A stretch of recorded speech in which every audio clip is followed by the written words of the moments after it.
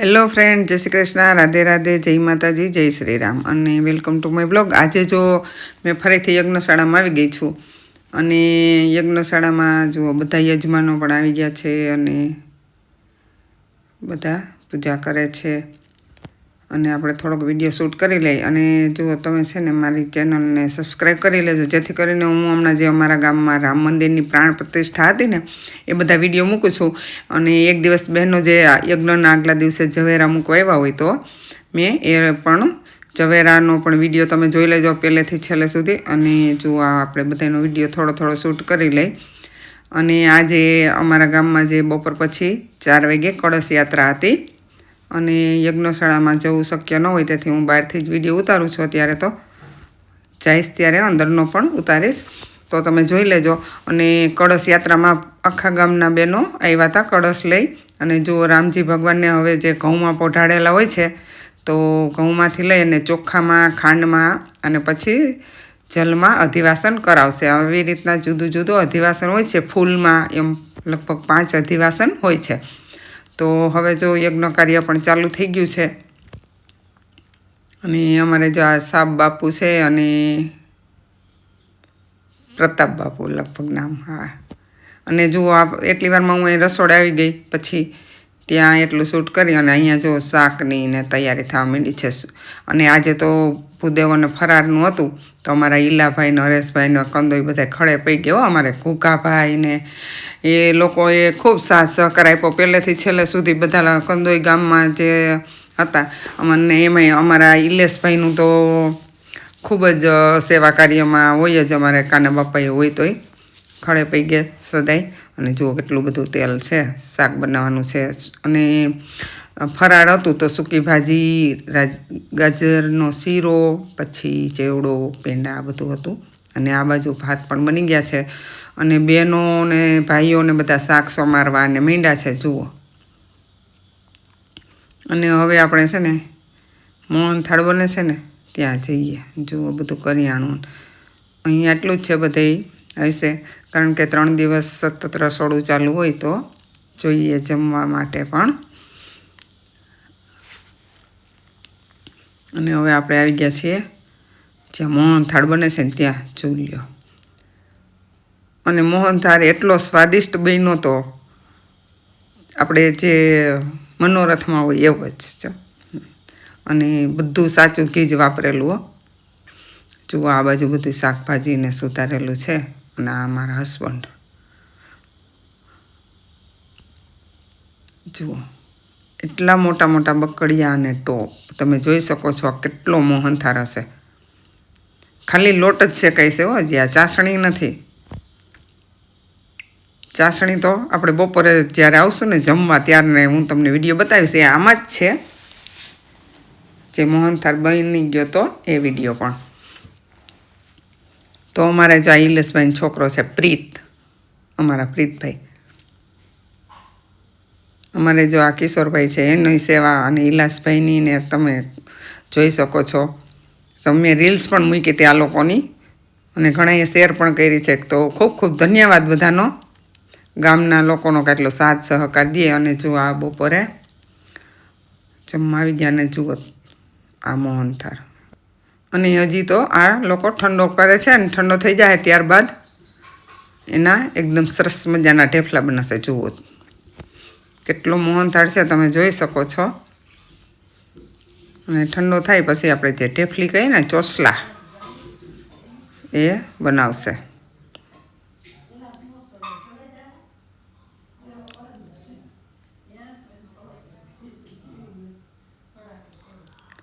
અને ખૂબ જ બધાને મજા પણ એટલી આવી હતી અને ઉત્સાહથી બધા કામ પણ કરતા હતા। અને હવે જુઓ અમે પણ બ્રાહ્મણ દેવતા ભોજન લેવા બેસી ગયા છે। આજ તો ફરાળ છે એટલે ફરાળ કરશે। તો અમે બધી કમિટીની બહેનો છે એ કમિટીની બહેનો એટલે કે જે ભાઈઓ છે કમિટીમાં એની ઘરવાળીઓ, તો અમે બધી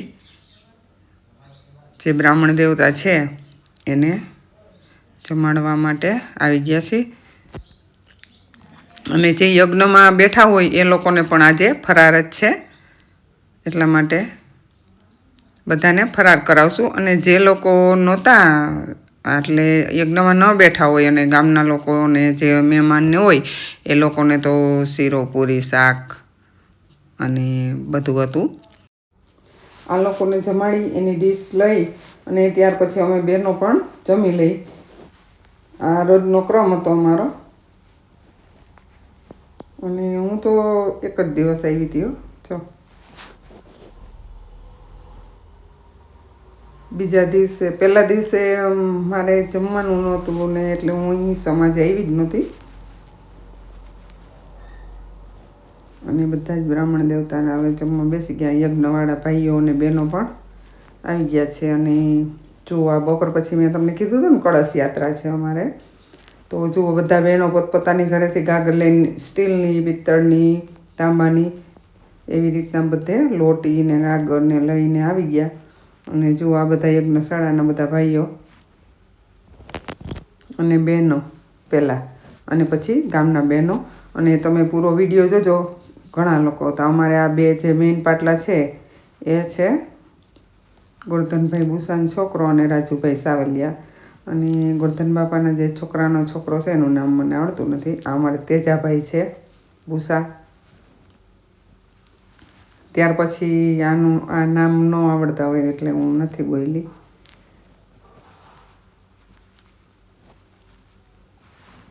અને આ અમારે અનિલભાઈ અને એના ઘરના છે.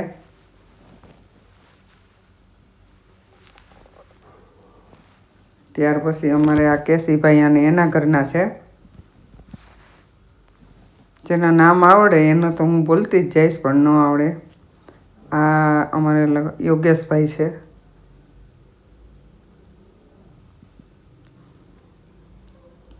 અને બધા બહેનોએ કળશ યાત્રામાં જે ભગવાનને જલાધિવાસન હોય તો એમાં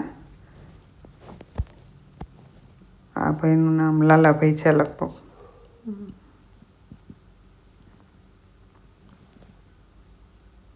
અને હવે અમારે છે દિલાભાઈ અને એના ઘરના.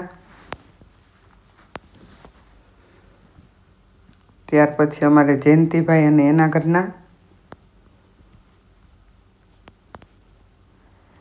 ત્યાર પછી અમારે આ વિનુભાઈ અને એના ઘરના મુક્તાબેન. ત્યાર પછી આનું નામ નથી આવડતું પણ અમારે આ ભૂપત બાપાનો દીકરો છે એ ખબર છે મને.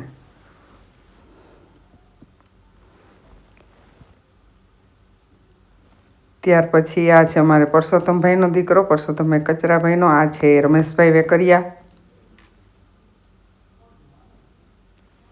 અને આ પણ એક જોડી છે, નામ તો મને નથી આવડતું.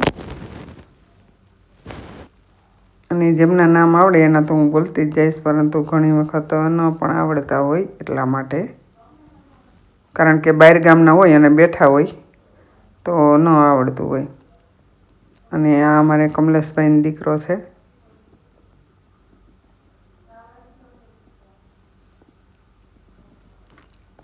અને આ અમારે સાપ બાપુ છે અને એના ઘરના છે.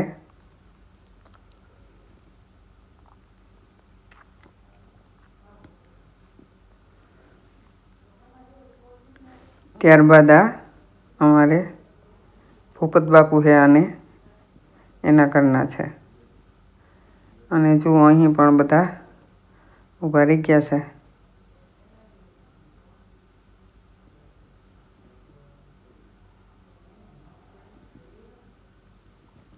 અને હજી અમારે એક હતા બાવનભાઈ અને એના ઘરના પણ, પરંતુ એનો વિડીયો નથી આવ્યો.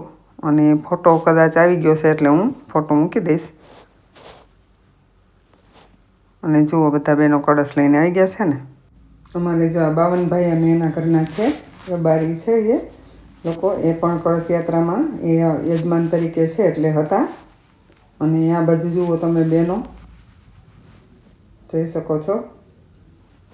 પૂરા ગામની બહેનો આવી હતી, આખા ગામની. અને હૈયું દડાય એમ કે ને, કેટલી લાંબી લાઈન હતી. તમારી નજર જ્યાં પડે તમે જેમ રથયાત્રાના વિડીયો જોયા ને એમાં હતું એવી જ રીતના. અને બહેનોને ઉત્સાહ પણ એટલો હોય. કોઈ ચાલી શકે એવા ન હોય ને તો પણ એ નાની નાની લોટી લઈને પણ આવ્યા હતા. ઘણા વૃદ્ધ હોય તો ન ચાલી શકે એટલા માટે.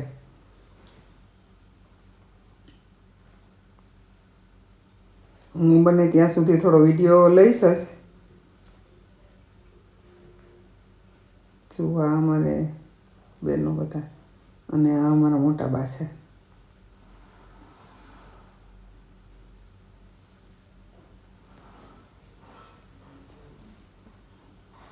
દરેક બહેનો ગાગર ને બધું ઘરેથી લઈને હતા. જો કેવા સરસ મજાના ઉત્સાહમાં.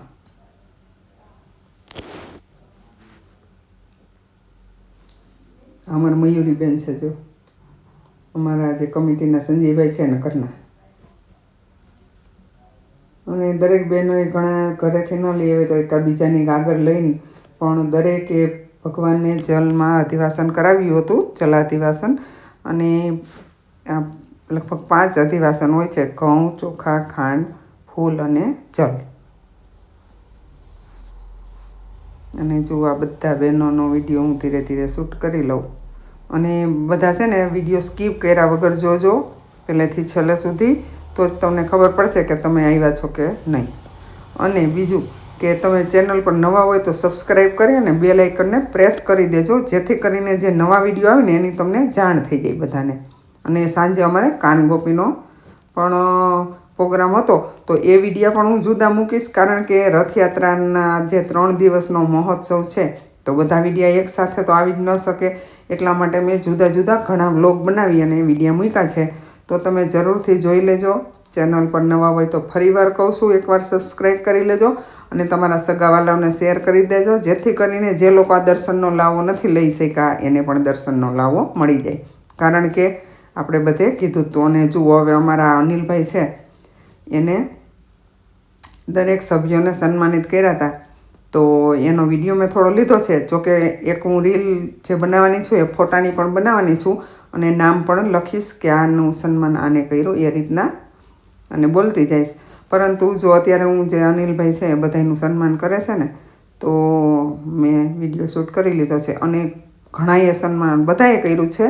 અમારા અનિલભાઈ, પછી કાંતિભાઈ સરપંચ, પછી કાના બાપા ટ્રસ્ટ, ત્યારબાદ રાજુભાઈ અને ગોરધન બાપાએ બધાએ કર્યું છે.